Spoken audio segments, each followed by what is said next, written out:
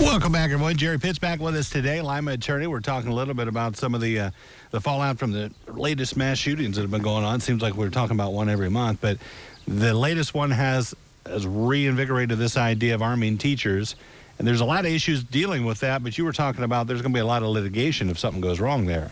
Undoubtedly. Yeah. Number one, guns. I'm so tired of hearing that subject, actually.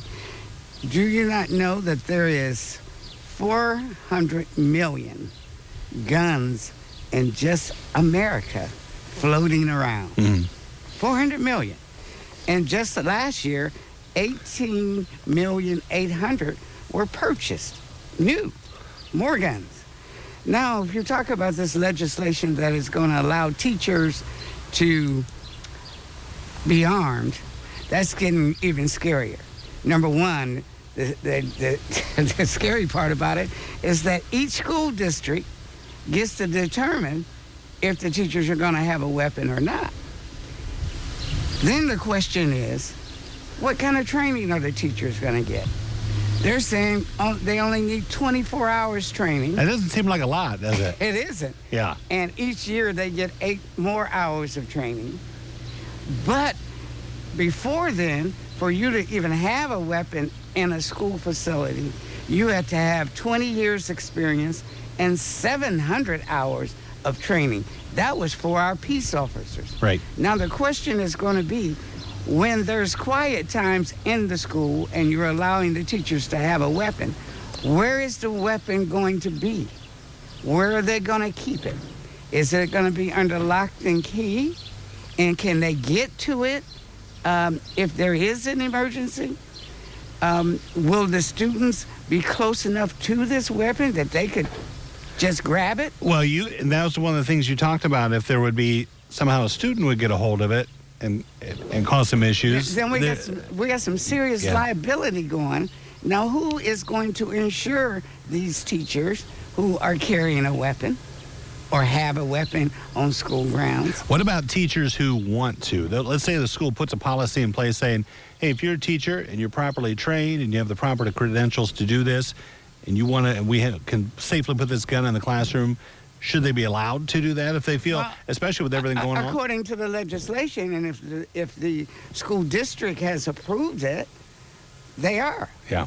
The question is, no one seems to be really excited. I mean, the Teachers Association is not excited about this legislation that has been signed by the governor. Peace officers are not excited about it. And a lot of the union affiliates are not excited about it. I think a lot of polling shows just what you said, that teachers obviously want changes. They don't feel safe necessarily in schools, but they don't want to be in charge of that. They want a peace officer or they want a security person to do that. They don't want to be that. They don't want that to be one of their responsibilities, being armed and providing defense. They're having a hard enough time teaching. Right. And now they got to not only teach, be sometimes parents, sometimes social workers, other psychologists, facets. And now they want them to know when they should utilize a weapon. Number one is, if that situation should occur, is that teacher prepared to actually use that gun shooting another person? Yeah. Is this gun coming out is going to cause more harm than help? I think this legislation needs to be thought of.